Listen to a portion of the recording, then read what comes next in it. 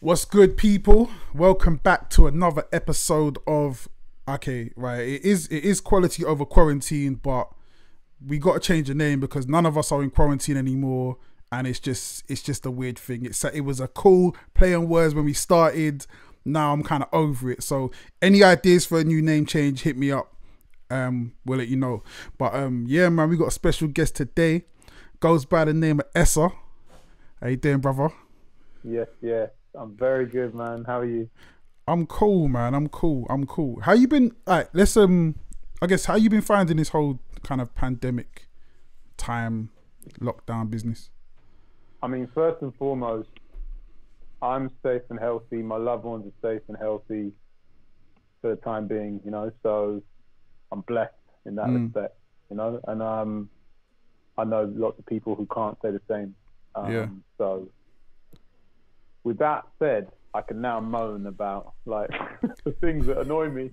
No, but I've been fortunate. I've got a space, at the back of my garden, separate to my home, where I can work on my legal work and on my music. And in a way, going into this weird period of time was the prompt for me to get that space up and running for making music. Because for quite a while I've been sort of a little bit in hibernation because I didn't have my gear all set up, and my life moves at what I feel to be quite a fast pace anyway, and anything that got in the way of me like creatively getting output would just have me stuck. And this whole experience of like being confined at home has kind of kick-started me, and I found ways to I bought a few little bits of gear, and just found a new method of working, and it has unlocked like this pent-up creativity, that has been I've kind of reawakened, you know what I mean? The beast. Something that was there dormant, and I'm on it again and creating in some of the best form I think I've ever had. Yeah. So I'm really and I'm enjoying it a great deal. So in that respect, it's been great, And I've got clients of mine because I'm a lawyer as well as a musician. If any of your listeners don't know about that, but I've got clients who are musicians, and they've said similar things. They've said the madness in the world aside, and all the health problems aside, which is a big thing to say, but putting that to one side for a second, this has been great. I've been in my studio for months. I've not been on tour. I've not been here. I've not been there. I've been in my studio making music, and and I've experienced the same thing to some degree, and I think that's a blessing. It's funny you actually say that. So the first thing you mentioned is you got the office at the back of the garden. Man, I'm trying, man. That's so at the moment I'm in the process of moving, and literally the only thing I'm worried about, I'm just like, how big's the garden? Because I need my office at the back. That's what I want. And then I've got Blade messaging me every 2 seconds about his new studio that he's just built. I'm like, bruv, you're just rubbing it in. Yeah, man. Got the heated floors, got the couches. I just seen him post a video. I'm just like, bruv, you're killing me. But this is exactly what I want, man.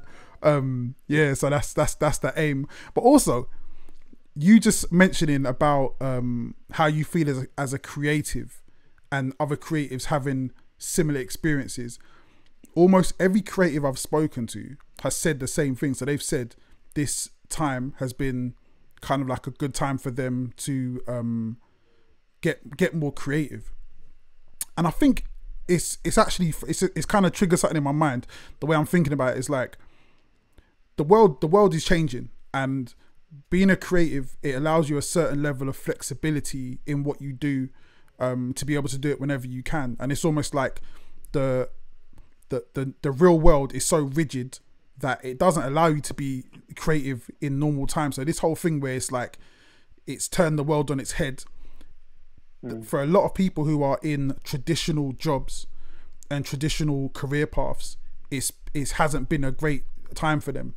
Things have gone all crazy. But for people who are creatives, are in these kind of what used to be I guess niche sectors, they're doing really well. The idea of like, I've been having this idea as well. Like, if my parents were my age now, like, what would their creative outlet be? Like, would my dad be on YouTube? What would he be doing? And it's like, and it's weird when you think about it, because the age that we're in, everything has changed so much. Massively.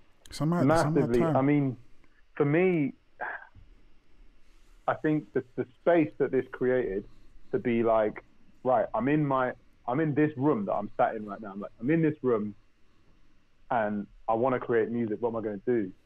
And just having the mental space and the sort of life space to actually just focus on that question for a minute made me be a bit more inventive with it, and just get up to date really, and like realize what amazing resources there just are. So I was like, I need to buy a new Mac. My old Mac is dead. I'm looking at the prices for Macs, and this is just when like all the pain of like the financial impact of lockdown and COVID was like, it was hitting me as much, not as people who've lost their whole livelihood, you know what I mean? And I didn't thankfully lose my whole livelihood, but like it had an effect on me, no question. And so I'm not in the mood to drop $3,000 on a Mac for Apple. Like, how dare they? When I already given them, anyway, I won't. And then same company that I'm cursing, I just suddenly thought, hold on a minute, I'm a fan of that band, The Internet, you know them? Yeah. And I was like, I saw some interview with Steve Lacy, sick producer and songwriter from that crew, who does everything on his phone. I've seen that. How does he do that? Yeah. So I was like, if he could do it, so that, I mean, you know, but I was like, what does he do? No, every single iPhone has got GarageBand on it. And I started just like, I never used to use GarageBand. I started trying to learn how to use it on a phone, plugged it into my audio interface. I've got a mic, I've got a few other bits already. I suddenly realized I've been getting by without a Mac for the last sort of, 9 months.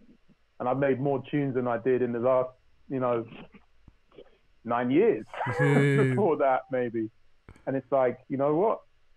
Just getting with the times and just using the tool that's in my hands to make music has freed up a lot. And because it's a handheld thing, I'll record a verse here. I'll be writing bars on my phone. I'll record a verse here, but connected to all my gear. And then later, when I'm like making some food for my kids, or I'm whatever I'm doing, like all the other tons of things I'm doing with my time, just if I have that split second in the like a 30-second gap, I can be like, you know what? Maybe I should move that bridge section like back by 8 bars, and I'll just quickly do it on the phone. And when I next come back to the studio, I can like carry on from there. That's crazy. And the potential to kind of wrap it around the rest of life has changed the way I create. And another thing that's changed it is there's this one specific podcast that I listen to that's changed the way I write, called Dissect. Okay. And I'm a nerd in many respects, but I'm definitely a nerd about lyrics. Right. And like, this podcast is a kind of in-depth breakdown of certain albums, track by track, bar by bar, like literally chord change by chord change. Literally, this is a forensic analysis. And there's a couple of albums that broke down with a real kind of narrative arc across the album, and with all sorts of subtle ways in which that's created. I do it with a Kendrick album, Kanye album. There's like showing the thread through these masterpiece albums, and I've been like, I want to write like that. Yeah, I want to write something that has a broader, bigger picture that's connected across a bunch of different pieces. And I've been my mind's been open to trying to write in that way. So I've been doing that. I've been writing an album that is actually an album.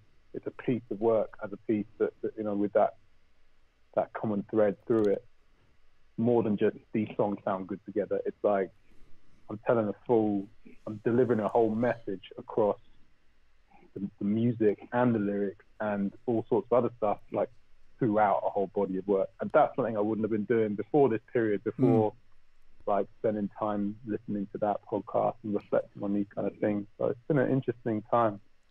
It is super interesting. I like the way you kind of highlighted the use of resources as well.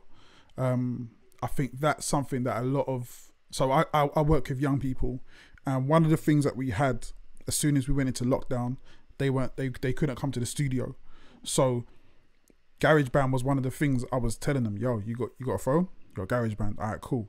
You can make beats on that, you can record on that, and again, it's just like there's so many resources that we have that a lot of times we don't really maximize, we don't use to the full potential.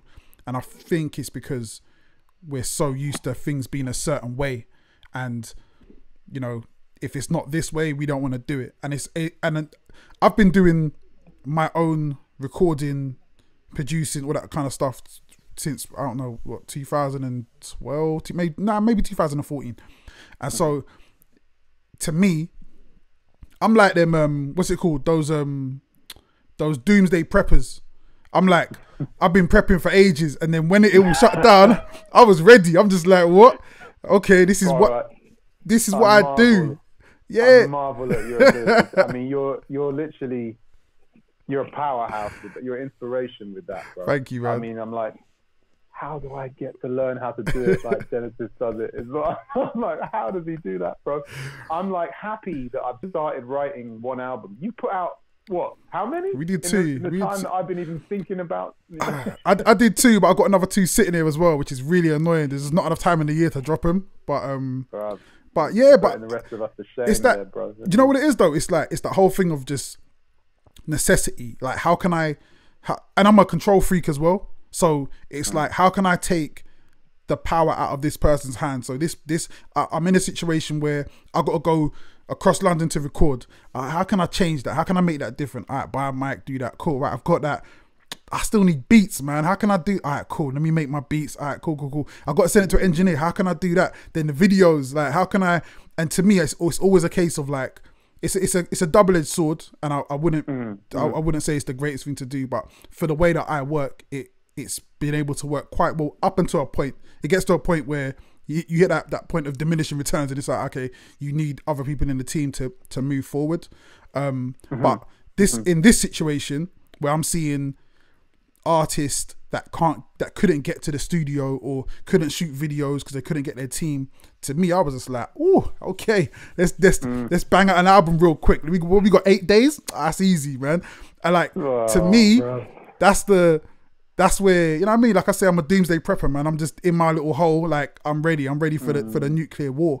You know what that is to me? That is one of the elements of hip hop culture to me. Something for nothing. So hip hop to do that. It's just like, you know, I'd love to have a full band recording on vintage analog gear in the studio with a string section and a horn section, but I can't. So I'm going to sample that record. Yeah. And you know, and that whole mentality you just described about, I need to get this done, but I can't depend on that, can't depend on this. But let me just hustle this and do it myself. That's hip hop to me, you know. And it's when people talk about it being a lifestyle and a culture, like, it's things like that are beyond the art forms that make up hip hop. It's part of the mentality and the lifestyle and the ethos of it all. And yeah, man, you've inhabited that fully. Thank you, man. I say this all the time, man. I stand on the shoulders of giants. I came up listening to you and others like you who were doing this way before I was doing it.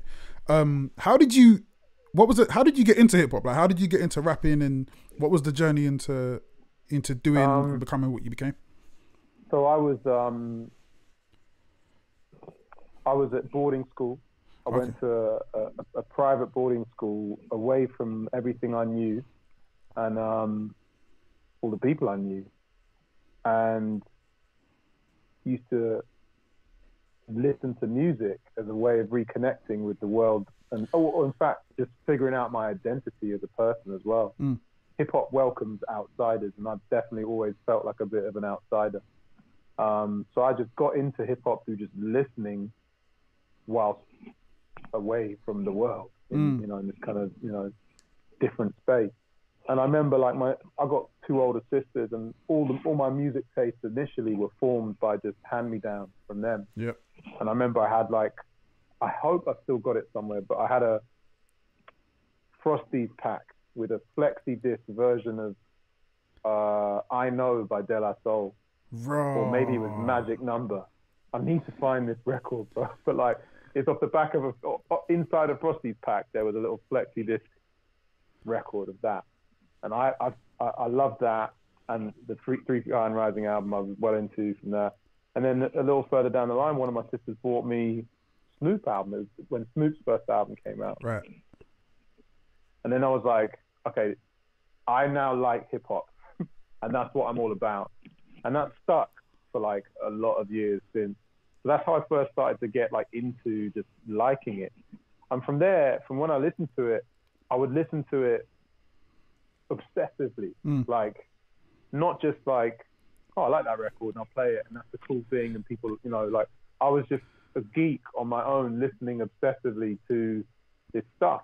And then I would find other people who were the same way. Like there were some friends of mine at school who were like, oh, you need to speak to my friend Isaac, who is into that music as well. And there's a whole bunch of them, his friends, that are into that stuff as well. Because most of the other people I was around were into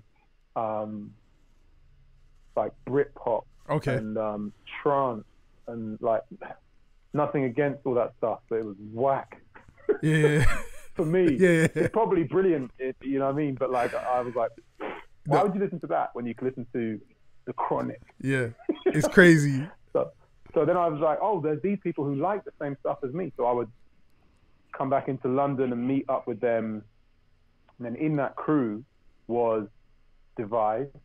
And I've been writing my own little, repeating rhymes to everything that I was listening to. Then I was like writing my own rhymes and just because if you're obsessed with something, that's what I was like. I used to like comic books. Right. And I used to try and draw my little comic books just because I was just obsessed. Yeah. You know, I mean, not like I'm going to make comic books, that's what I'm going to be, but just like I couldn't help myself doing that. Did the same with rhymes, but got good at it, you know, and then I met Divide and through that crew, and he was good at it, you know, and Emmy Moon, part of the crew as well. He went on to make clothing, you know, but we just kind of then built together and taught ourselves and each other how to write and how to rhyme, basically, and then started going to open mics and record shops and hanging out and just building our connections with people. And it was really another sort of big step change was when some friends of mine from West London introduced me to Harry Love. They're like, oh, you need to, same way as before. They're like, oh, I've got a friend who makes beats, DJ. You should meet this guy. He's really good.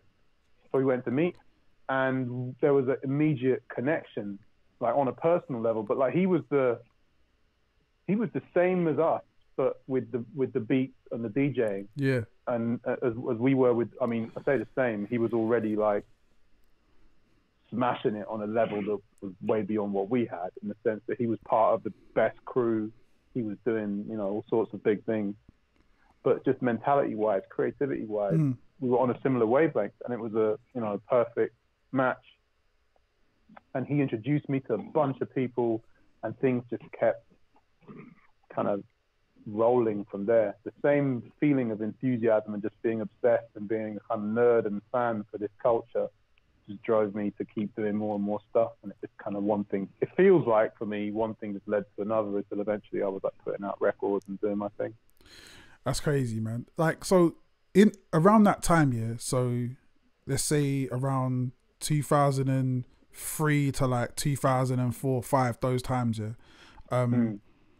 In my mind, yeah, and at the time as well, like in real time, in the moment, I was like, this is the golden age of UK hip hop, like the sound.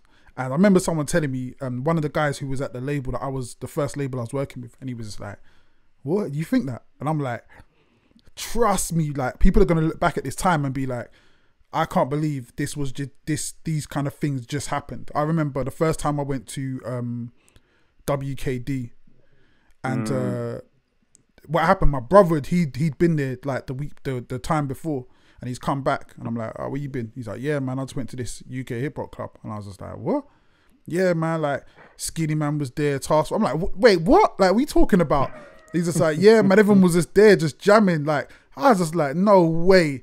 And then just to be able to kind of like get into these circles, and in a way, I don't feel it could even happen that way anymore. Like, I always say the reason I got to where I am wasn't because I was that good. I was just at a time where if you had anything out, people were like, I need to hear it. It was just a time where anything that was out, we were trying to grab. We were trying to, what, you rap? Yo, spit 16. Like, everyone was on that vibe, and I just don't feel like there's that anymore in that way, because I feel like the art was so important, and I don't even feel like now in a scene, like I always feel like at the moment the UK sound, the drill sound is very early, and it's a lot of excitement around it, but I just don't feel like, I feel there's so much other things around the drill sound other than the art that it doesn't have the same feeling. And I know I'm an old man, so I'm gonna feel that way. Like, I understand that, but I just feel it's one of those things. It's like, man, you had to be there. So from your point of view, when you were in it, how did it feel for you, just being able to have that accessibility to everyone else who was doing it? Well, I remember the time before where it just felt like there wasn't much infrastructure. There wasn't much of and look, still there wasn't compared to what there is now. You know what I mean? But like when there was like Itch FM, like a radio station that plays this music. That's crazy. Like, what? Yeah. And then when there was Kung Fu, a club night that was like, yeah, it's a hip hop club night, but instead of it being focused on like the American hip hop stuff, and then every now and again, you know, a support slot for a UK act, instead it was like, it's about our stuff, you know, and you know, there were magazines and there were mixtapes, you know, like all sorts of stuff. I remember the mixtapes You and the Answer used to do, and I'd be like, there's stuff happening, like I'm hearing about things through all these different ways. And I remember feeling like it's a scene. It's like it's built, it's moving, it's becoming it's not that it wasn't a thing before, because you mentioned it earlier. We stand on the shoulders of giants, you know, and some of the pioneers, they know the respect I have for them, because I've always told them, you know, and I'm very open about it. But I don't in any way mean to discredit the massive heights that a lot of them scaled to. But there was something about this that felt different. And so I know what you mean about a sense of a golden age, and even knowing it then almost, because something felt like it was happening, you know. And we were kind of, I was like, when's it gonna blow? Like, you know, like and I remember when Roots Maneuver had Witness, they had Dreamy Days, and like he'd be like on top of the pop. I was like, it's happening, it's blowing up, like it's gonna, you know, what's next? Like, and obviously things weren't as straightforward. Fallacy, man. The kind of garage crossover stuff where it was more into the club culture. I was like, wow, this is all like changing and becoming it's gonna blow. Like, but it was a while before, on a bigger scale, things reached a certain platform. I happen to feel that I was talking to Doc Brown about this recently. Well, he's mentioned it a few times to me. He feels like we're in a golden age right now. Yeah, I'd agree. And I definitely feel the same way. I mean, I think there is a difference. But let me elaborate what I mean. I think it's a golden age now because I look at what's coming out, the music that's coming out, and the quality of some of this music is world beating. Like, I mean, I don't know. Maybe there's so much coming out globally that I can't keep up fully, but I do my best because I'm still that nerd, that fan, and I love this stuff.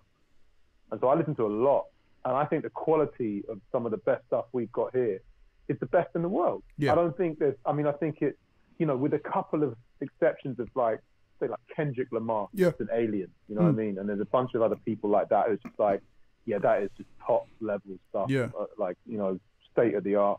But we got people like that, you know? We got Wretch, Yeah, we got Rich, we got Che we got Lingo, Get, we got Gets. Yeah, we got there's, Che Lingo. you can, and Che Lingo, good example, because Che Lingo, as I understand it, is new. Like I came across him because I'm a fan of Koji Radical, who I think is also world class, amazing artist. And you got all those people, and like I can be listening to Che Lingo, Koji Radical, same time listening to Gets and Wretch, who are from an earlier generation difference, like, and then I can be listening to some of the drill stuff, and then I can be listening to all, and like there's all this, and Loyal Kana, and like, what variety, you know what I mean? There's variety there, and all of it healthy, successful, and like reaching a, you know, this Silhouette project I've been listening to recently is an amazing project, like whole collective of new artists that I didn't even know about before, and they've got some amazing music. And it's just like there's such talent, such breadth, and things are happening on a big scale. Yeah, people are, you know, moving units, doing tours, doing like, you know, doing mass tours right now is not happening, obviously, but like doing big things. And that's a golden era if ever there was one. Like it really reached that point of like, and you know, and there's #1 singles and #1 albums regularly. And on the business side, the business has finally reached a point where it's like the biggest stuff in the game is our culture, you know? Yeah, our 100%. culture is like, you know, but the reason why I say there's a difference between that age and this age, or one of the differences I can see is, and I don't know what people's motives are getting into stuff, but when I was getting into this stuff, I never had any ambitions of, well, I was ambitious. I wanted it to succeed, but I never had any expectation of like, this is going to make me a millionaire. Yeah. This is going to be, I didn't do it for that reason. Yeah. You know, in fact, I was always pursuing another career, like as a lawyer. Yeah. You know, when I put my first album out, I was a law student. When I put my second album out, I was a trainee lawyer. I was like always going on the path that I've continued on to become a lawyer. And I viewed the culture as something that I just wanted to be involved in. And it sounds corny, but for the love of, I mean, for the culture and for the art. You know? And it does sound corny. I'm not sure if it's the same now because I'm not saying everyone gets into it just to make money and just to rinse it, you know, but it's a very real possibility that you can. There's definitely that potential. So it's like, I think there are a lot of people that get into it as a business thing, which it wasn't before. And I don't say that's a bad thing. I just think it's a difference. Yeah. And that's why there's a different feeling, or maybe it feels like the feeling we described and the moment of the scene coming together and it's starting to build and having like a momentum and a growth, when it was basically all about the culture anyway, where no one cared about us and we were just doing our own thing and we were just starting to finally be able to sustain ourselves off our own thing, you know what I mean? That felt special, you know, and that felt like a big change. And I guess things are different to that now. There's so many there's so many points that you've made that I kind of want to like touch on. So I agree 100% with everything you said, and I feel like that is the difference. The difference is, but when I started rapping, the only thing I really wanted was for the people I listened to hear me and go, yeah, he's cold.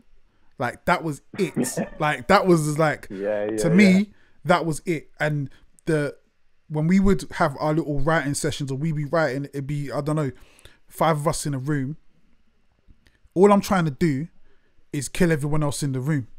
I'm just trying to whatever Terror says, whatever Wordsmith says, I'm gonna come in, I'm gonna smash them, and they're gonna come and smash me. And like that was the whole thing. It was just, that was what we did everything for. It was just us and our thing, and we were just in it for that. And there'd be I'd write my verses. I'm writing verses every day, all day.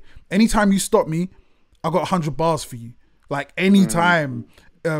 I'm writing verses because I know the open mic is coming at Kung Fu. I'ma be there. Second Tuesday of the month. I'ma be there. I'ma shout to Maestro, pass me the mic. I got a verse. And like and again, there was no I'm doing this because I'm trying to be it's going to be a career or anything like that. It's like, it was never that. It was like, Black Twang's back there, man. Like, I'm gonna show him I got some bars, and that to me, that was it. I remember you shouted us out on your album. I think it was either you shouted us out on the track or even in the credits or something. And I remember that me and Answer being like, yo, like, this is like we made it moment. And that it was. I remember where we were. We were in a car park. We were in Sainsbury's car park in Camden. And I remember we were either listening or reading the credits, one of the two. And I remember just being like, nah, are you serious? Like, that's how we're getting shout outs. And I I just think, and I know, like, I work with young people, so I understand their passion for what they do. And there is a lot of passion for the art.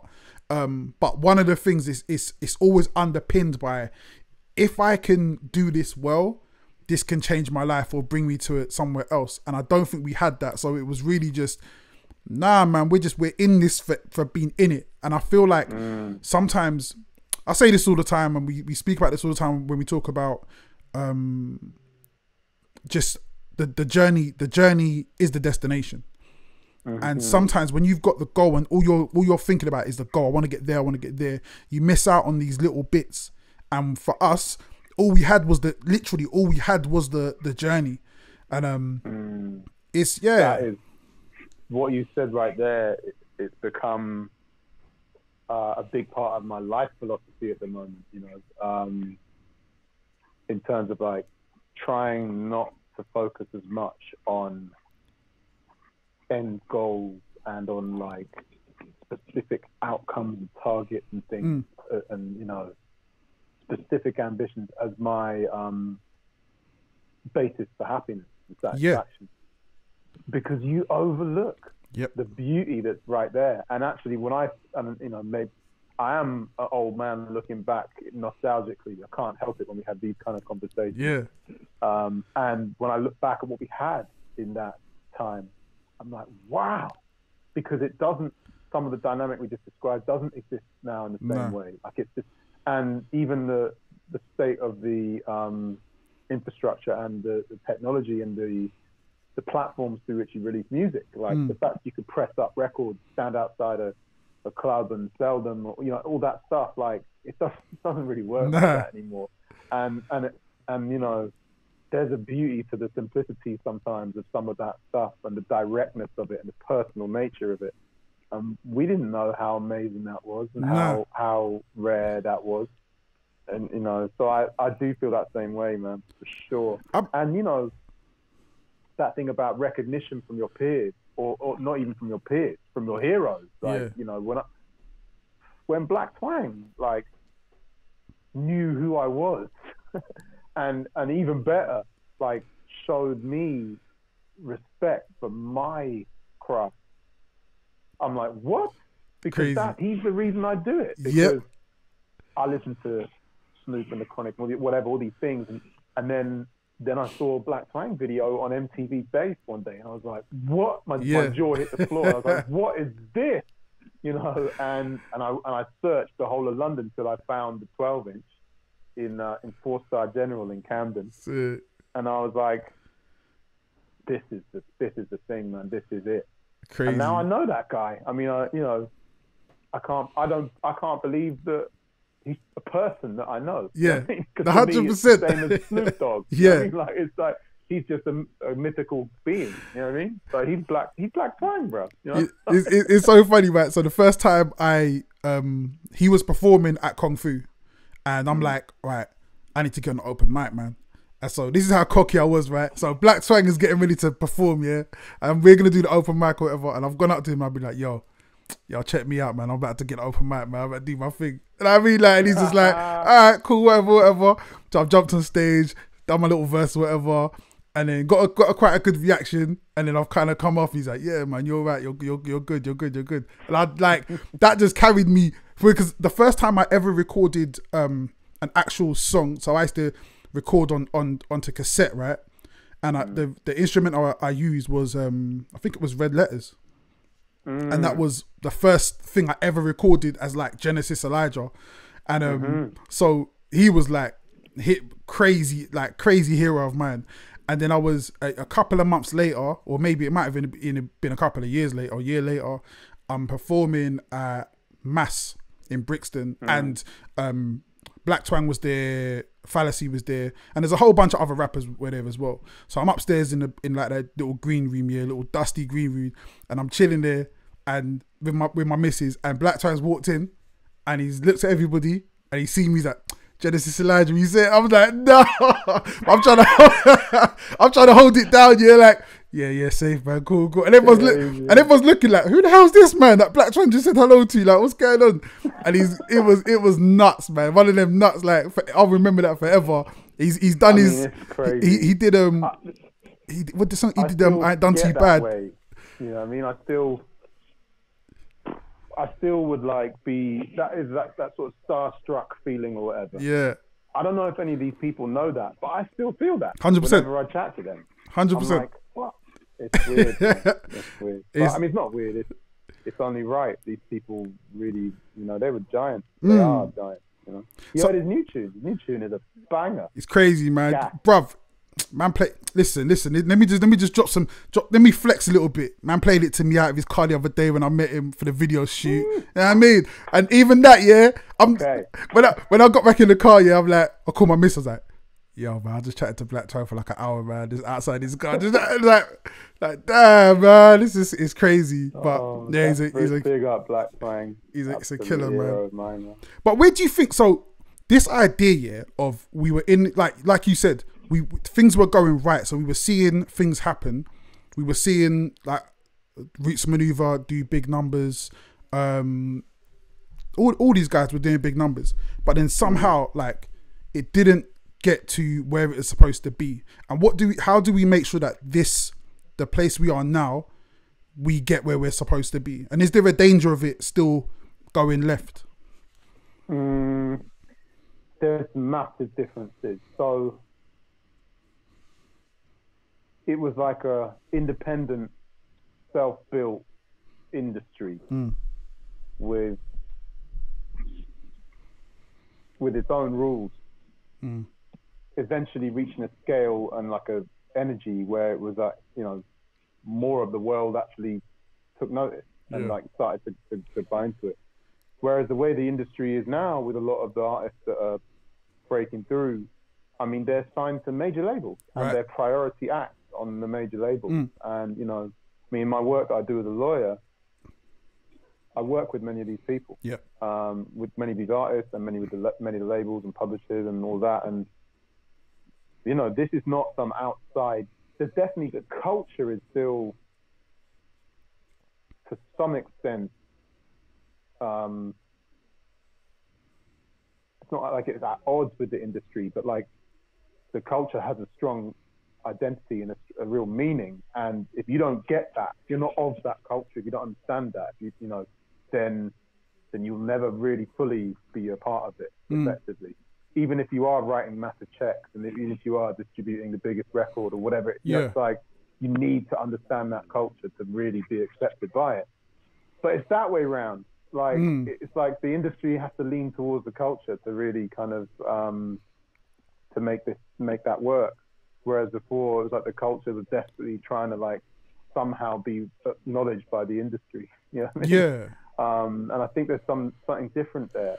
So I think, it's reached a point where, and you've got someone like me, like I'm of that culture, and now I'm a partner in a law firm. And when there are young artists that need to understand industry stuff, like there's a lawyer who is from that culture who, like, none of that was part of, and it's not just me, there's other people all across the business in different areas.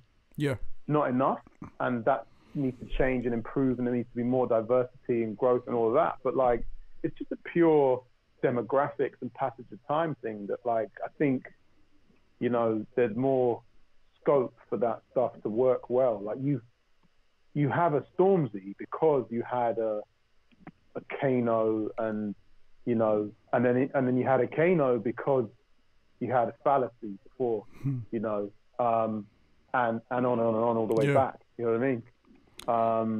And I think it's just reached that point where there's whole trajectories now that are kind of all of the work that's been done by previous generations is still affecting the culture and pushing it forward, and people can just skyrocket, you know, now. Okay, so this next subject, you're in a unique position to speak about it. You might be the most qualified to speak about it that I've ever spoken to, and it's something. It's kind of attached to kind of two of the things I've been speaking about for a couple of months. Well, actually, almost a year now. The first one is really about kind of like the streaming deals and how artists are paid by streaming.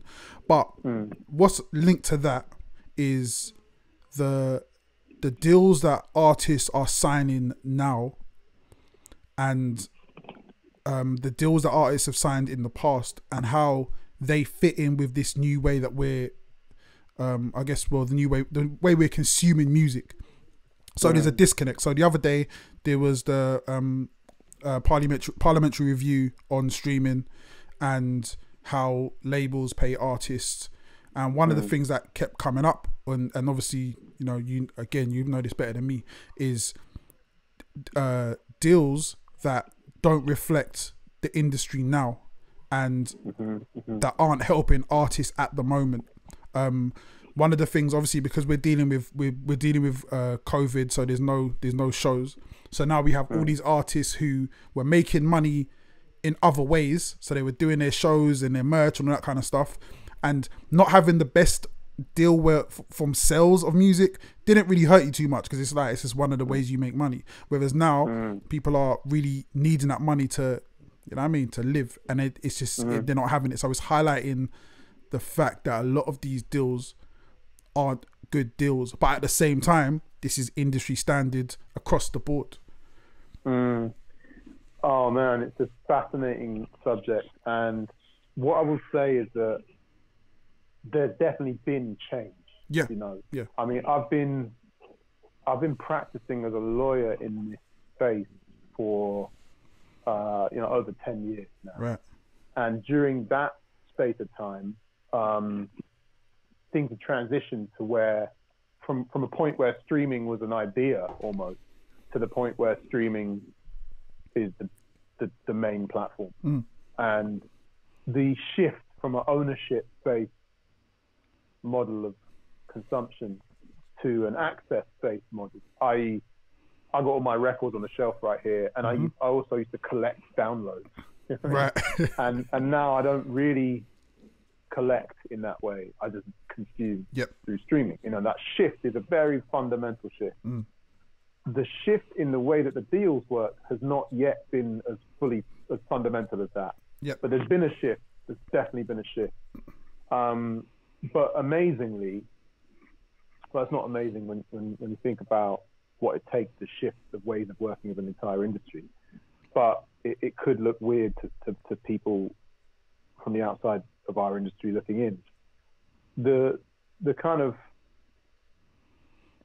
the way of expressing royalties on records under a record deal is primarily still based on physical stock and physical product, and how much a piece of physical product wholesale sells to a retailer for. And I've got a lot of artists that I represent, and we see a lot of people who don't even ever do any physical like product. It's like, you know, so that is as time goes by and we move further and further, you know, in the direction we're headed, it becomes a bit of an anomaly to look at things based on how they once were, and then to kind of translate that into what it means in the streaming era. And there's this fundamental debate that is at the heart of the problem here in the deals between the artist community and the label community, I guess, to do with, well, what is digital consumption? Is it a sale? Is it something equivalent to what a sale of a physical product once was? Or is it more like a license, i.e., someone's using a recording and they're paying for permission to use it? And traditionally, licensing income is based on something more like a 50-50 split arrangement, whereas a sale of product would be based more on a royalty of wholesale price. And the amount of that royalty's gone up. That's what the change has been, you know, where a new artist could expect to be getting, I don't know, 18% royalty or something. That's gone up. Yeah. And, you know, we regularly achieve much higher royalties than that for artists on their stuff. But for all record labels to decide that all digital consumption is actually going to be a 50-50 split arrangement, I mean, that would be a sea change. And I mean, you know, that's the big, and that debate, by the way, has been around for a long time. Yeah. Like, and I guess, you know, I don't see that changing in a hurry. Nah, because I guess it comes down to who is in control of the game, like who's running the game. And I think there's a lot of labels out there that are kind of changing how they do business. There's also a lot of streaming sites that are changing how they do business. But again, it comes down to who has the bigger market share. The market share is run by Spotify are running the game. They also have interests. Well, they have investors from the biggest labels. So it's almost a monopoly, but not quite.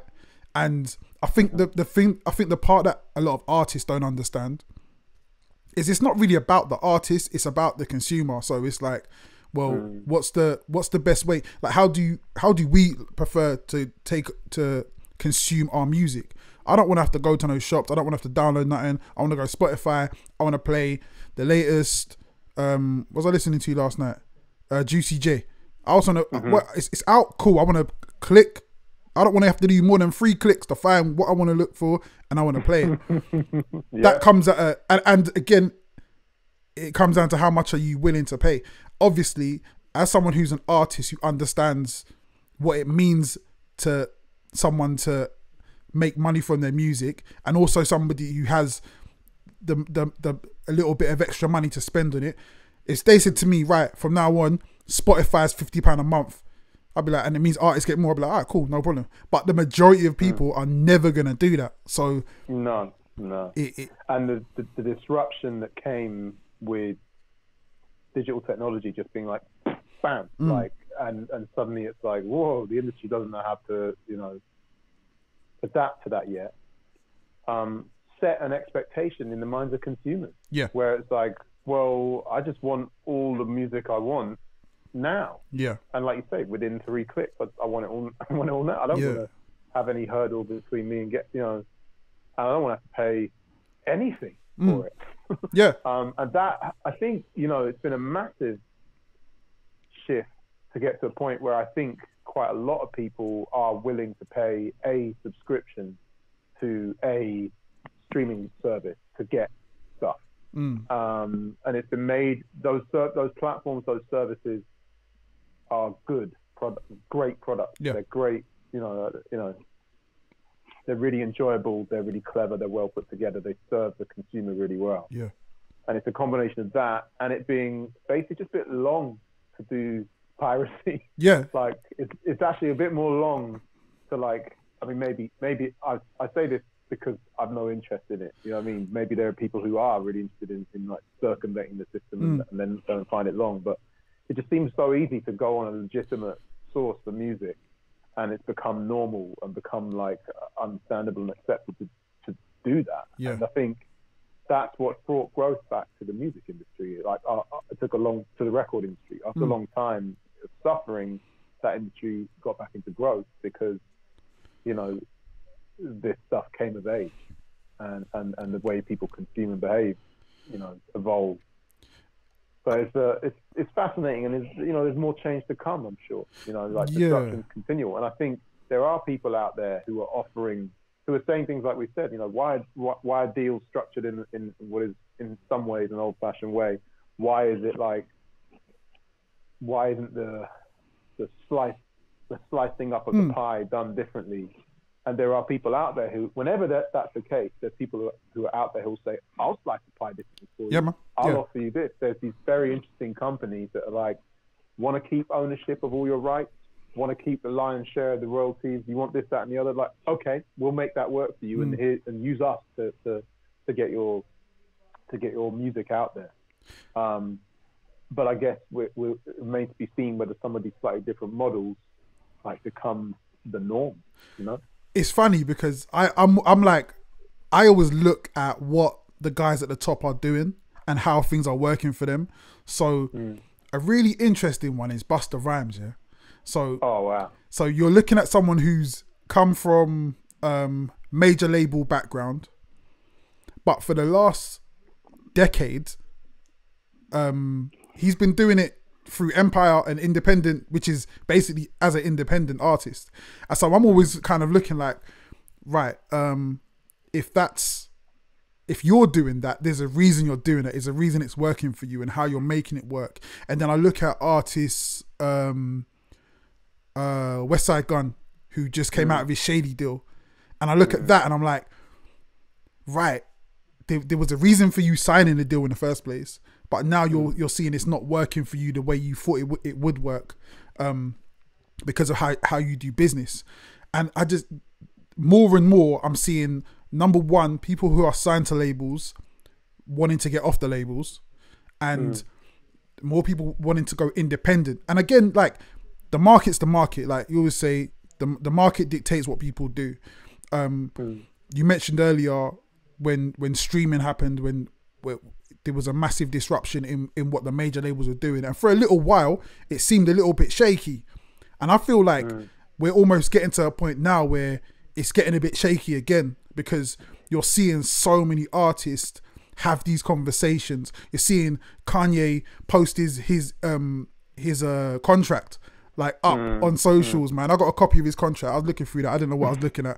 It didn't make no sense to me. I only sent it to you, but I was like, actually, I think I tweeted that. I was like, nah, man, I need to get Essa to look at this. I don't know what's going on. But like, that's the thing. There's so many people that are in situations that are having this conversation, like the way the deal has been structured isn't the best way. And we've, as like you said, there's always been kind of like a little bit of a rebel element in our culture, where it's always, man, fuck the industry, man, I'm gonna be independent, I'm gonna do it. And I've been saying that forever.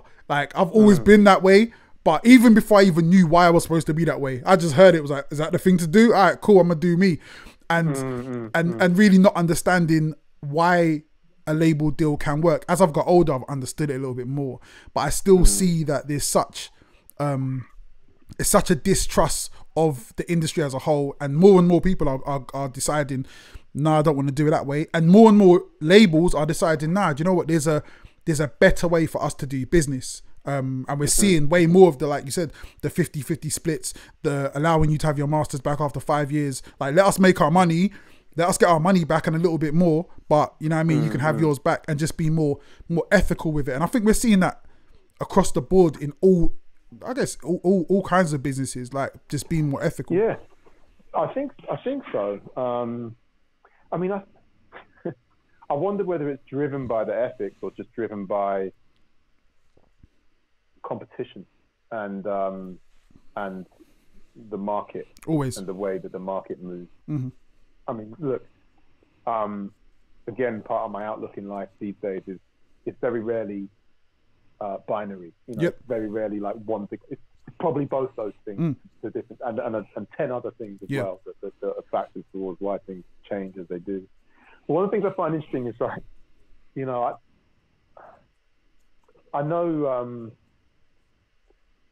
big artists like Busta or Kanye doing things independently isn't the same as brand new artists starting out and doing things 100%, because those artists have had, I mean, I was watching I think it was Drink Champ podcast. Nori, I love that, it's so funny. And then talking to Busta about shooting videos. They're talking about the budget. They're talking about how much Hype Williams rinsed them with the video budget. And I can't remember what it was. Hype Williams was like, I forget. He's like in the backstage room, and there's like all this stuff everywhere, and they come to find out they paid for it. Yeah. You know? And he's like flown stuff out to the desert for the video shoot or whatever it is. But that money, that massive amount of money, creating those absolutely mind-blowing visuals that elevate Busta Rhymes to being, not elevate him, like he is God status, don't get me wrong. But like part of the reason why he is a mythical creature to me is because he looks like one in all those amazing visuals to this very day, you know, and those don't come cheap. And they tend to come, people, you need investment. You need investment for that. And the traditional music industry, record companies, publishers to some extent as well, and all these, you know, they've been investing in music and musicians from a long way back, and they are still the forefront of doing it. You know? And so I truly believe in this sort of independent spirit and totally support that, you know. But I mean, I guess as a lawyer, I work with labels, I work with artists, I work with independent, I work with major, I work with, you know, all sorts of different, you know, and part of my job, part of the discipline mentally is to do reasoning and logic on both sides of an argument, right? How can I can't go into a negotiation purely thinking about my angle and not anticipate what's coming back to me from the other side. So I can see the other side of the coin on these type of things a lot. That's kind of what I've been trained to do, you know. And I would say that, I don't know, it was interesting when Kanye posted his contract, because one of the things I was like, I'm pretty sure I asked one of the trainees in our firm, can you get hold of that contract before it gets pulled away? I'd love to see what that says.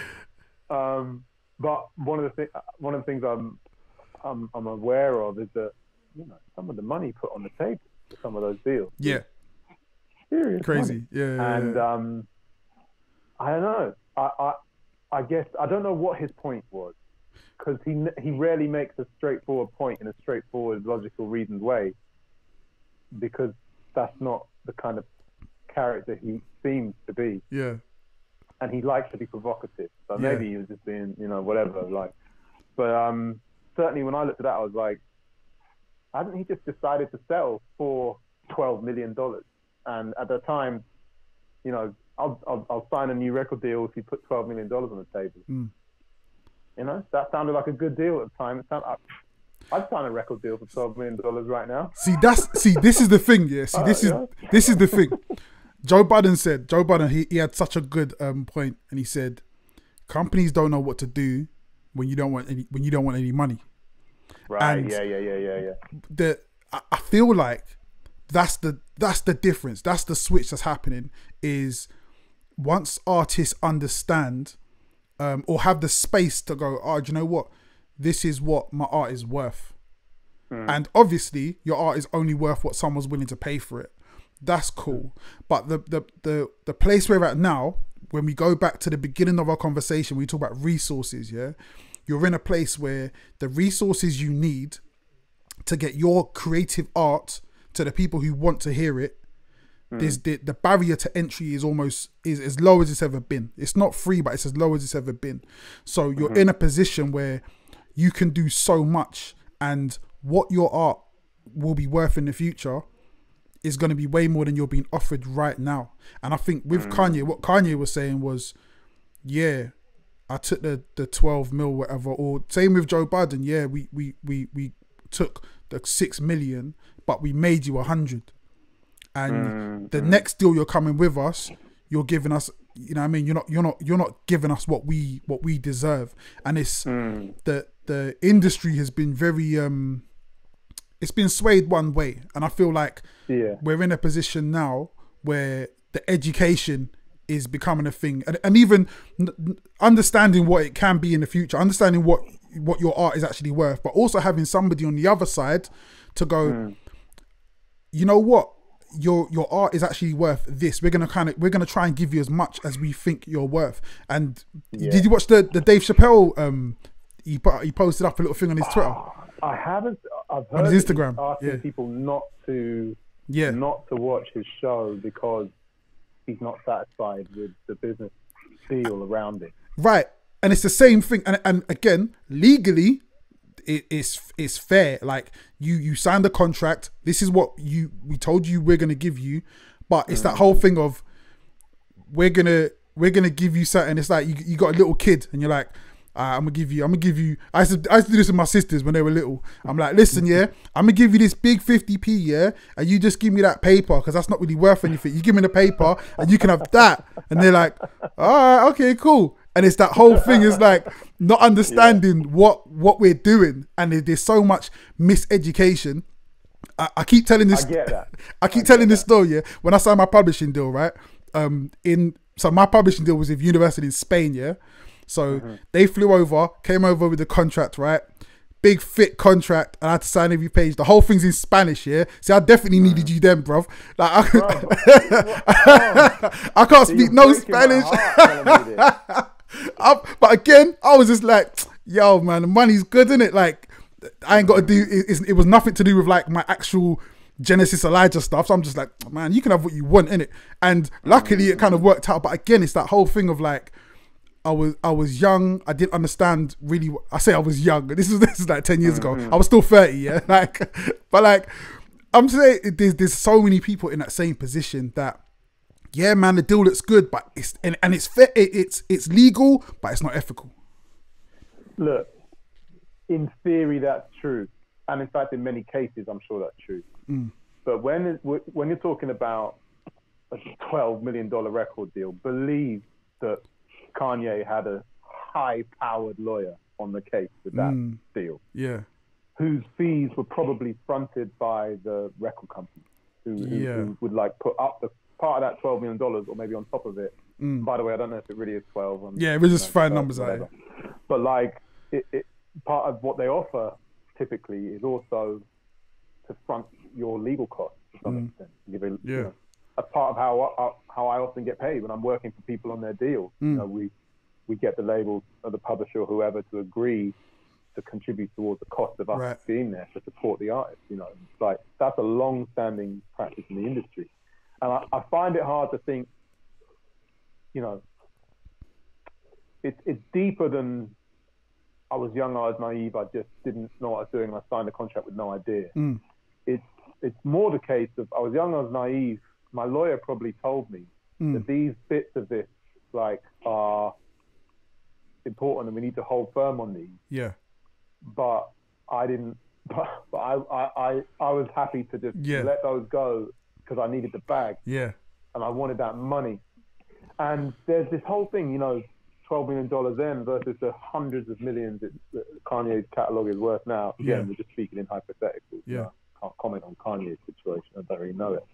But that's partly the way money works. Like, not just the way an industry works. And I don't claim to be a finance whiz, but £12 million in my hand right now, how valuable is that versus maybe more millions speculatively, potentially, possibly many years in the future? Those things actually balance out to being relatively equal. And the person who's got the 12 million to spare, who can be like, you want 12? Because if I give you this 12, it's the same. It's exactly what you said. The 50p and the there's a fraud. Not judging. I'm not judging. But put the fraud aside. Like, you know, if I give you this £5 now, you know, like, I want to come back and get £50 from you in many years hence. You know, that's the banking system. Yeah. Or it's like it's the way money works. Yeah. You know, so I'm being devil's advocate a bit here because I also believe that the way that the industry began was much more like the 50p and £5 note example you gave. Whereas it was like, I'll tell you what, we'll give you some food and a roof over your head for like a week, and you sit in that studio and you sing and perform and write and all this stuff, and we'll just keep all the money. And it's a lot more exploitative is how it began. You know, and it's come a long way since that. But you know, maybe it hasn't come all the way. Yeah, I think there's Maybe still, it hasn't come all the way. I think there's still some way to go, and I feel like with my point about this being another golden age, and with the kids that have the idea that if I do this, I can change my life. I think a lot of them are going to run into that issue of, right, I'm doing it, I'm here, my life isn't changed yet. Like, what's missing? Why am I not getting what I thought I was going to get from this game? And I think that's what a few. You know what I mean? I've seen a few artists have that realization, like, oh, I thought I made it, and I did. My name's everywhere, but my bank account is still in the red. But that's heartbreaking to see and hear, especially because it very much is the case that some of the companies can be making good money and making profit, even whilst the talent is not.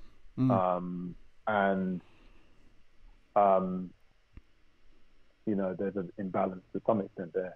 But again, they would say that's because they spent all this money and they've invested all it. Like they get their money first because they put the money. I mean, not first. It's like that's the way that things work. And I do deals of all sorts in all sorts of industries, well beyond music. And you know, the person with the money often gets to drive the agenda. You know, and often gets to command the lion's share. And you know, it's kind of how it is because. You can be the next Kanye, the next Busta Rhymes, but without some level of investment to ensure that the world knows that you're the next Kanye, Busta, whoever else, then you won't be the next Kanye. And it doesn't mean that investment has to come from a record company. It doesn't mean it has to, you know, you can probably generate that in all sorts of extremely innovative ways. And there are people who are doing that now, you know, and they get money from all sorts of different ways, and they turn that into an amazing independent artist career. And those people are geniuses, as far as I'm concerned. But a lot of people are like, let's get a record deal. Yeah, man. It seems that's the way it's going, man. But it's good to hear. Like, it's really good to hear your devil's advocate point of view, because I think as well we're kind of in like an echo chamber on this side of the fence where we only hear people that have the same viewpoints as us from the same vantage point and the same perspective. So it's cool to like just hear the other side of things, and also that parallel between the record industry, well, the investment side of things to the investment side in the financial world, because I feel like that's something that most of us can really understand when we talk about interest in what things are worth.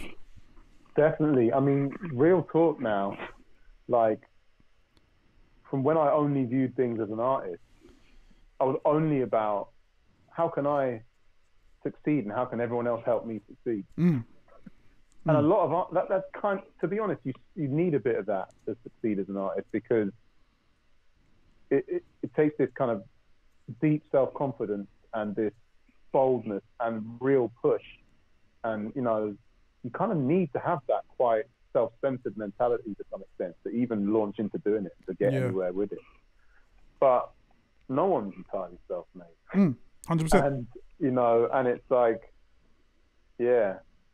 So I've learned, and you know, from where I'm one of the people around the talent who I support talent, you know, and I work with other people who do, you know, or negotiate with talent or invest with talent, all this stuff. I just see all the other angles. And it's like, it's been a real growth for me, you know, to come to understand that, you know what I mean? Like, the world doesn't revolve around us artists. 100%. I mean? There's a lot more going on, but you know, I love the artist community and have deep respect for it. So going back to the art side of things, you've been dropping bars on your Instagram.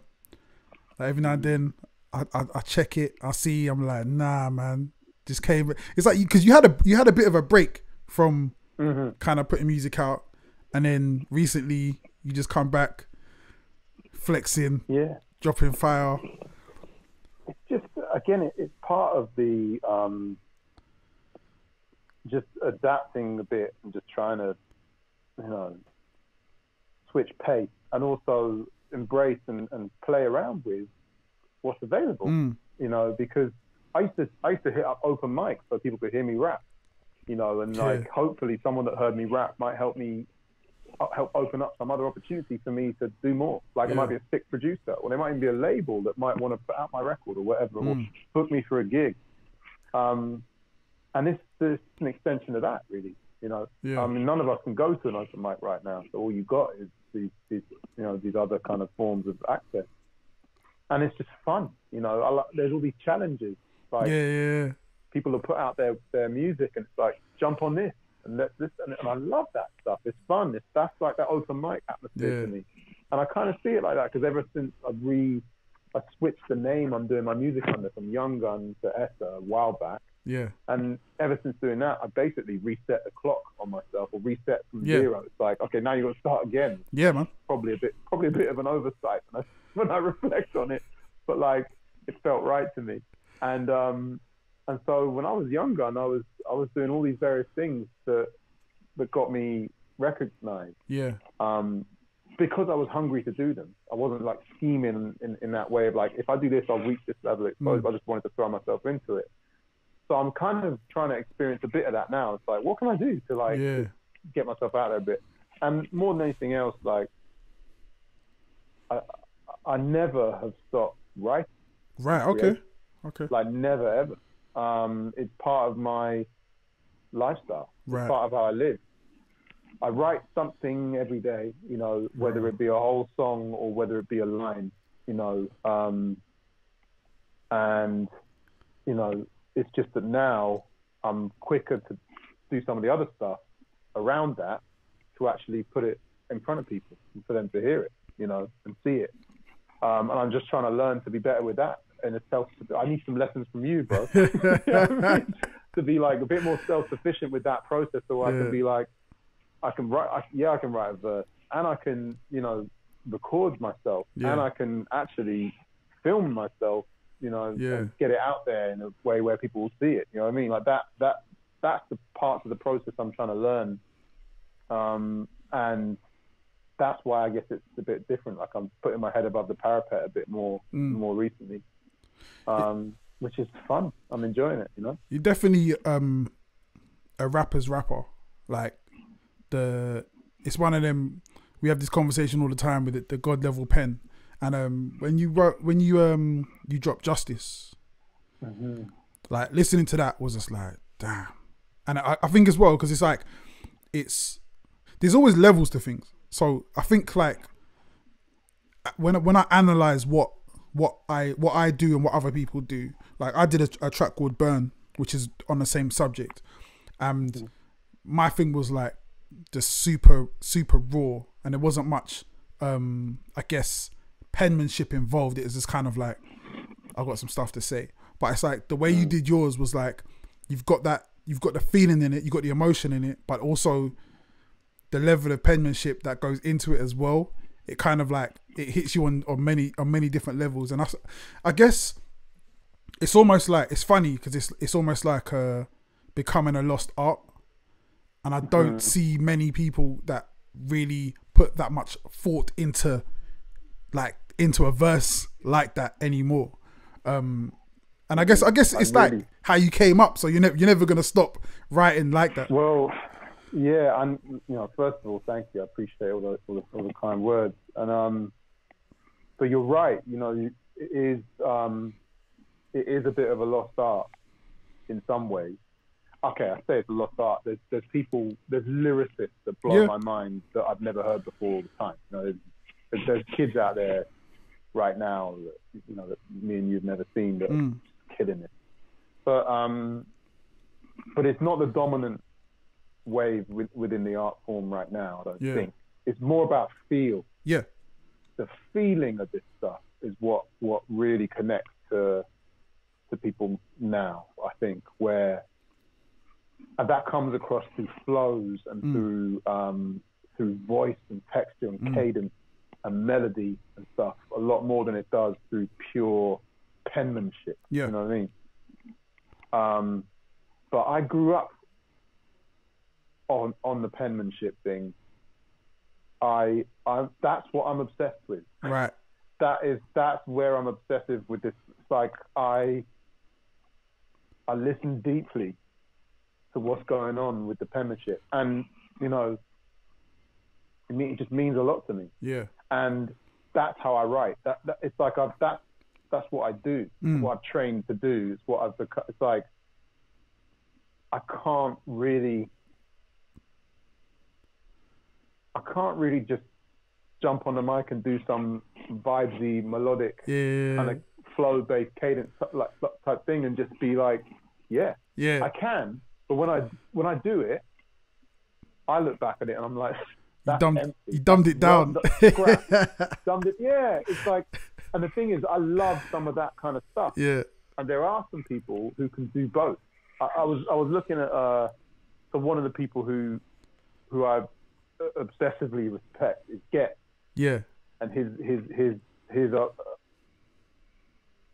he's a complete MC to me. He's a complete spitter in the sense that he can do God level pen game, supreme lyricism. He can just bring an energy and a vibe to stuff that is like, you know, is Busta Rhymes-esque. Yeah. You know what I mean? Yeah. And something was interesting. I saw him in an interview talking about when he writes, literally, sometimes he literally writes down the words and sometimes he doesn't. You know, there's that whole thing of like, there's a lot of people like, I don't even write my bars. I just go in and just do them. And I'm like, a lot of the time I'm like, it sounds like it. I can tell. Yeah, but okay, all right. So like, but this is him. He's like, sometimes I do that when it's meant to be that type of thing. When I'm doing a vibesy track where, but then when I need to really say something, I'll sit and I'll write that. You know what I mean? See, okay, I get it. See, this is my thing, yeah. So I'm a person, I don't write things down, I just go and spit, yeah. But like my thing is like and I kind of see myself in this era as way more of a vibesy rapper than a lyricist rapper.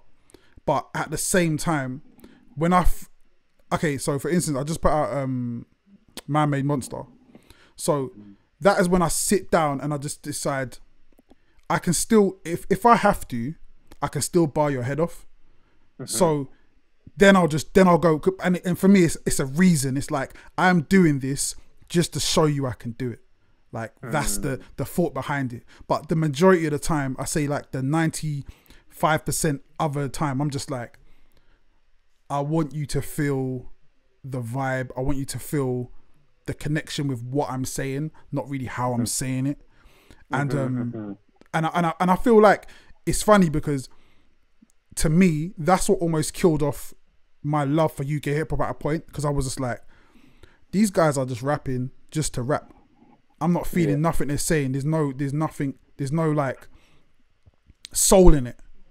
And that's something that you've always had. You've always had like, you're gonna give the bars. It's gonna be written in a certain way, but there's always feeling in it. It's always like there's always a weight of like, nah, this is something special. And I feel like part of the problem is because in the era that you came up in, a lot of guys did what you did, and people see it from the outside and go, oh, he's just rapping, he's just doing multi-syllabic rhymes, and they just do that. And it's like, nah, you're not even seeing, like, you're not hearing the bits that he's saying, you're not getting it. And I feel like and that's why I say it's a lost art, because there's certain people I hear and I'm like, yo, you just rapped crazy, but you didn't say anything. There's literally nothing in what you said. And my thing is always, I want to do the opposite. I want to say some stuff and it might not sound as pretty as it could sound, but I just want you to go, oh shit, all right, cool. Like, or just feel something, man. Just like understand that. And I feel there's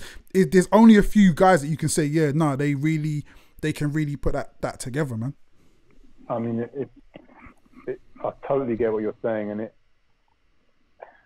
I've always tried to go for as much of those different ways of getting something across together as I possibly can. Yeah. Right. So to be clear, what I mean is, you can deliver the feeling, you can deliver the technical, you know, athletic, you know, you can you can deliver meaning, you know, substance, you know, all of that. And I'm trying to combine as much of it as I can to be as complete as possible. Yeah. And so in an ideal world, no matter what it is that you go for, that you're drawn to, the other things are still there as well. You know what I mean? So like, I can listen to some of, say, Nas's material, right, you know, or Wretch, or number of other people, and sometimes I'm listening to just the feel. Sometimes I'm listening to the voice, even on a simple level. I'm just like, I like the sound of that human voice. It just sounds nice when I hit. Just like I like the sound of the way someone plays the horn, or you know, just the sound of the voice is like a great starting point. And then I'm like, oh, I love what that song is about, or it's just like the flow there just sounds effortless, and like, you know, and then I break it down, like, wow, did he really do those like internal rhymes there, and then stretch out the pattern so there's another rhyme there, like, you know. And the people whose stuff I love the most have that combination. I love Black Thought. He's just like, I think crazy. He's just amazing, and he does many different things at once. He's got the content, the substance. He's got an amazing flow, superb voice, complex stuff going on rhyme-wise, but not overly complex that you can't follow what he's doing and saying. And not for no point. Like like you go too far with any one of these measures and you've kind of blown it. And I think about the art of what it is an MC does in this kind of weird, recent way of looking at it for me, in this kind of categorized way, a bit like, you know, with top trumps, like you got superhero top trumps, you've got like intelligence, skill, strength, speed, whatever. Like it's somewhat like that, in that there's like almost what I call MCing, master of ceremony. It's a vibe thing. It's inherent in the live stuff. There's some people who master that, and that's what they lead with. Like a lot of the grime culture, it's just MC. Like someone like D-double-E. Just hand him a mic in a rave and just sit back and enjoy it, because like he will MC that, you know, to perfection. And I'm not saying he's not a lyricist, but he's not the same thing as Royce the 5'9", or like, you know, or a Black Thought, or a, you know, and they're these different things. Some people amazingly combine a lot. Someone like, one of the reasons I think why Jay-Z has always been held up as like so massive is that he can be just a vibesy MC. He can be what I would call a rapper, which is like just someone who's just cool and makes words rhyme, and you just hear them rhyme words and they sound like that's just cool, and they make you feel cool just because you're listening to it. You know what I mean? That's like a rapper as opposed to an MC. Then there's like a lyricist. You know, like there's different, like all these things are slightly different to me. And the superheroes in this game, they can do a bit of all of that, you know. But most people, they lean towards certain bits. You know, I'd say I probably lean towards the lyricism thing, as like the discipline that really I trained on. And then I have to work a bit harder on. I work hard on that, but it comes like that's what I naturally do. But I have to work hard on the feel, the vibe, the relatability, and the cool rapper thing. I just can't do. but you know what? See, this is funny, because I'm always like, what is the hook? Why do I like a rapper? What is it I like about a rapper? And one of the things I always liked about your style, it was always just like, it always just seemed effortless. It's just like, I'm just doing my thing, man. I'm just doing my thing. I'm telling my stories. I'm telling my story.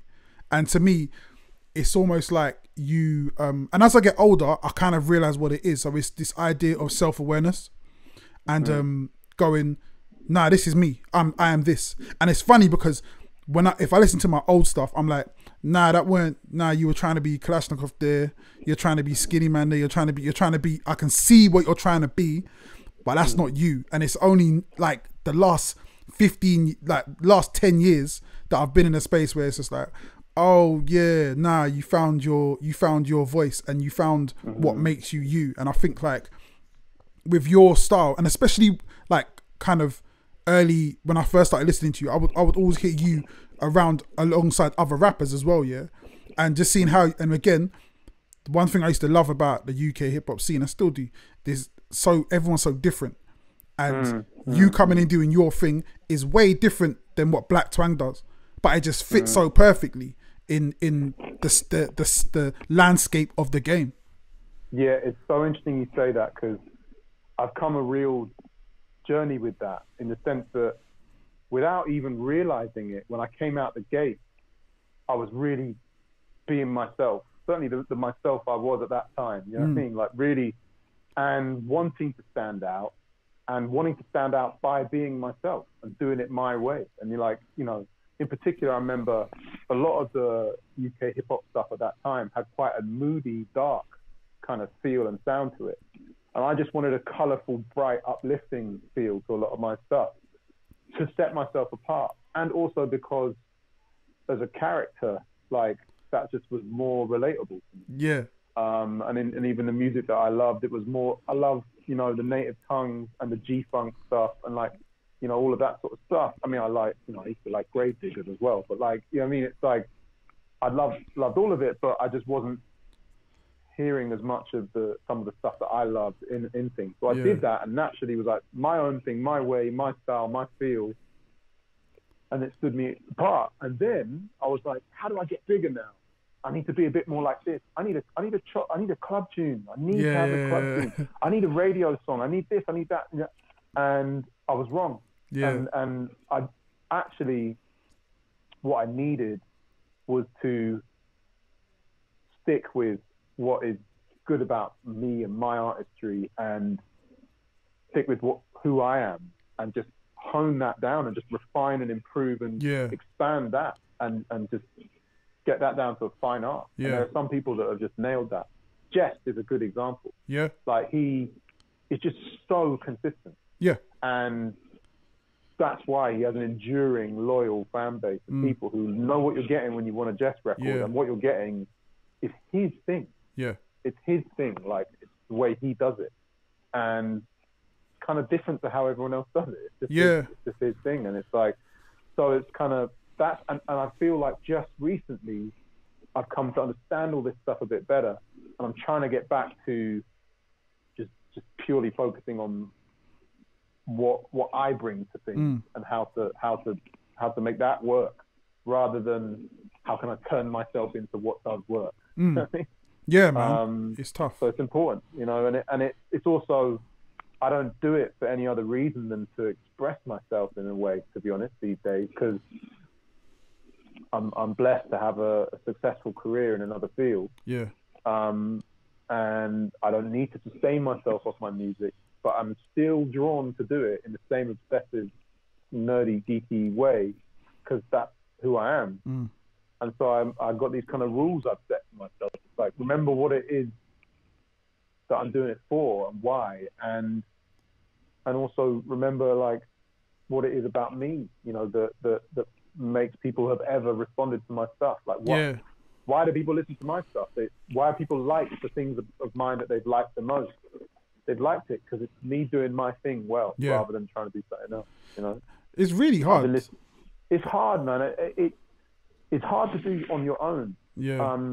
I've been listening to a lot of Rick Rubin podcasts where either he's interviewing others or he's been interviewed on stuff. And he has this extraordinary vision with this kind of stuff. And his whole thing, you know, they talk about him being the great reducer rather than the great producer. His whole thing seems to be, find what it is about an artist that is what they do that makes them so special, and capture that in its best form, and just bin all the other stuff, like, and have nothing irrelevant cluttering that up. Just put their greatness on a pedestal and just serve it up, and that's all you need to do. And it's kind of so clear to him in his mind when he's looking at others doing it, but to look at yourself in that way takes a lot of maturity and kind of discipline as well. Discipline. I find it really hard because always being so close to what I do, and it's like this year has been quite funny in a way where I've been putting out a lot of music, and I'll be like, this track is gonna smash it, and I'll put it out and it'll be like crickets. I'll be like, damn. Then I'll throw something else out. I'll just be like, what's this on my hard drive? Alright, let's put it out. And everyone goes, I'm like, what? Like, how are you going crazy over that? That's been sitting on my hard drive for 3 years. Like, I don't even like it. Like, and it's just like, you don't get to choose what. I remember having a conversation with Fallacy a few years ago, and he's like, and I was moaning. I was like, bruv, man, all my fans are just middle-aged men, man. It's like, I'm just sick. I just bare men. I don't like it. And he's like, bruv, you don't get to choose your fan base, man. It's like, it's what it is. Like, and it's just like, I proved him wrong. I changed it around a little bit. See my demographics, I moved it. But like at the same time, it is, you don't get to choose like what people connect with, and people connect with you for other reasons, man. So what have you got going forward? What's your plans musically? Because I did message you the other day and I was like, what's going on, man? Like you're cooking something. Yeah, no, I am. So I think I mentioned I've been writing an album, you know, or what is it? You know, an EP album, whatever. It's like a body of work, but I'm just going to call it an album because I come from the album. Yeah. And then a whole load of other stuff besides. You know, I'm starting to work on something with Mr. Singh. Oh, sick. I've been working on some stuff with Doc Brown as well. Crazy. I don't know where that's heading, whether it will become like a thing, or whether it's just me and my good friends just doing something we enjoy doing. You know what I mean? Like, I've been also talking to the label I work with, First Word, about something that kind of bridges the gap between the Yungun era and the Essa era. You know, some kind of way of just drawing things together. And that will include some reissues, because even a lot of my old material is just not even available. Purely through neglect on my part, basically, and just too much focus on admittedly important other stuff in life. I'm a lawyer, I'm a father, I'm a human being, all sorts going on, and I just have neglected that stuff, unfortunately. So I'm looking to, redress that and get a bunch of that old stuff out. Nice. But mostly, I just really want to, my ambition is to reach a point of just more constant, regular output, so that people who are into my stuff will be able to enjoy it more, and it can grow from there, you know. And whether that be just a freestyle on Instagram or an album or whatever, like everything else in between and around, you know, I'm just trying to do more and get more out there. Not even do more, because I've been doing tons, but it's like, let me just give more. Like actually, you know, do more with it in a way. But that's in the plan for sure.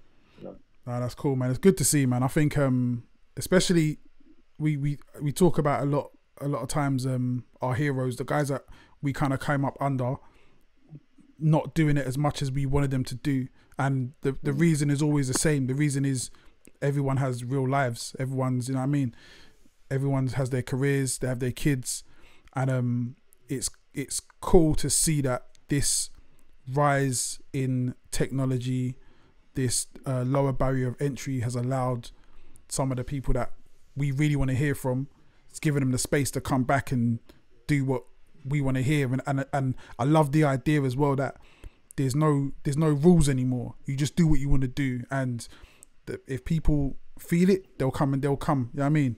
If you build it, they will come. And it's a beautiful era, man. It's something I like being a part of. I like seeing. And yeah, man, I want to see more music from you.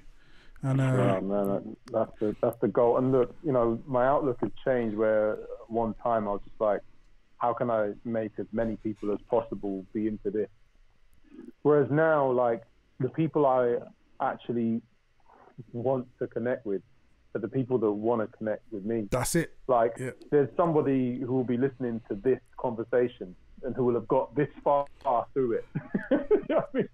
If that's you, whoever you are out there, that's who I do it for. Like, that's 100%. why it's like I do it to connect. And there've been times in my life when I've been fortunate enough to get a bunch of those people in a room in the jazz cafe or wherever, and do a show, and we're all together, and like they get it, and I get them, and I don't care who they are. You know what I mean? It's just like, because that's just a beautiful thing, and it's like, I love creating for the sake of creating, and I always will. You know what I mean? Because that's part of who I am as a person.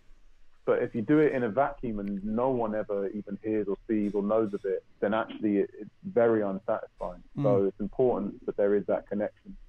But it doesn't need to be to a zillion people. I'm actually, it's quality over quantity. Yeah, was it quality over quantity? I got it messed up because of the name of the, you know what I mean? But I follow your logic, and I believe that ethos, because that's really what counts. You know, 100%. You know, we've had this. It's kind of like it's kind of I'm in the same way. Like I tell young artists all the time, they're like, oh, what can I do? I want to do this. I was speaking to someone the other day. They were like, oh, I'd love to do a show in front of like a room full of people. And I'm like, you could do that. Like when we start after all this is done, you can get 50 people that like your music in a room. Like, and that's all you need. Like having been able to have that connection with the people that listen to your music. It's not really about, you don't have to go build high anymore. It's about building wide. It's about who's around you, and really like you said, that you want to connect with the people that connect with you. There's no need to kind of always be fishing like I need more. It's like, no, you don't really need more. You just need the people that mess with you. And I've been doing the same thing. Like I've been doing this for however long I've been doing it, and it's like I don't need that many fans. Like I just know if I put something out, man, I've got 100 diehards, man. I'm good. Like, and that's what we've been doing. And yeah, it's grown over the years, but at the same time, most of the diehards, like you said, the people who watch this video to the end, I could probably name them. Like I know these people, and to me, that's who I do it for, and it's a beautiful thing, man. Absolutely, man. Absolutely. Like I remember, I've been on a stage in front of 50 people, less than 50 people, and there's an electricity in the room, and there's a real excitement of that. I've been on a stage in front of so many people at a festival. I remember this was so many people. I couldn't see the end of the people. It was like a field that just went on and on and on to the point where I couldn't see more than, and that had an electricity and an energy to it as well. But like, it's not personal. Connection's different, man. It becomes just a massive heaving entity, you know, like that. And I do relish the kind of more personal connection, despite being a bit of a reclusive hermit introvert.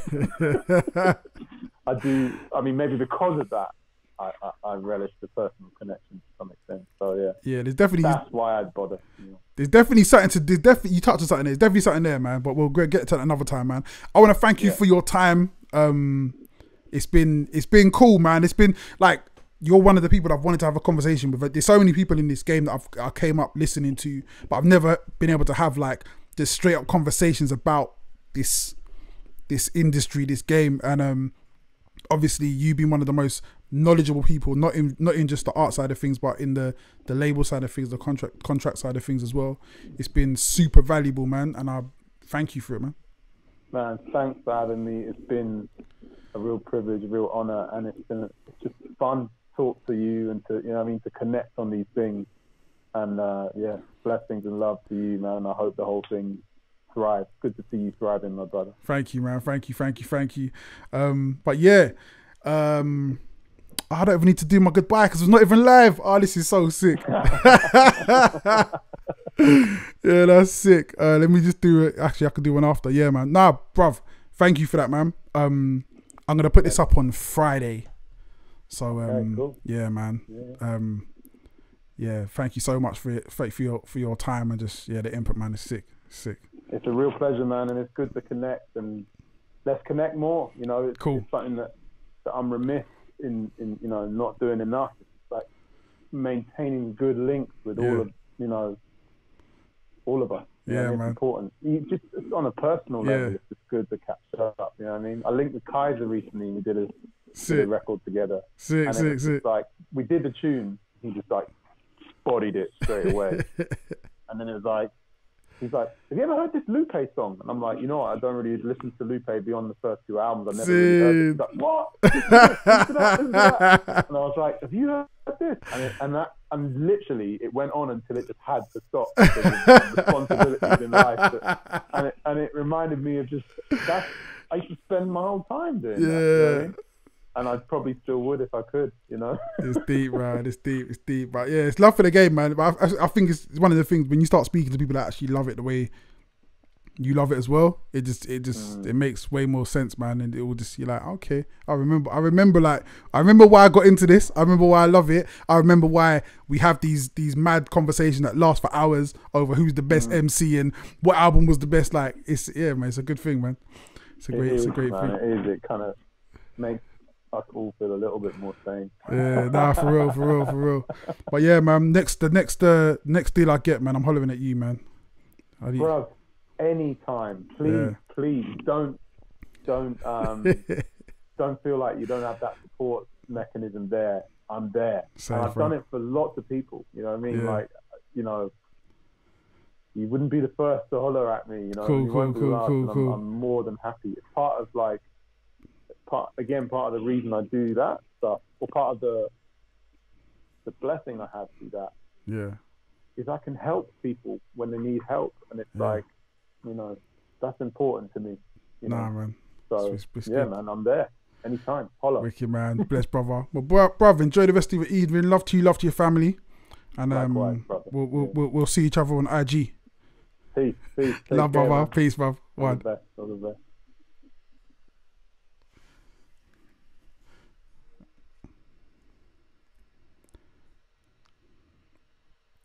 Okay.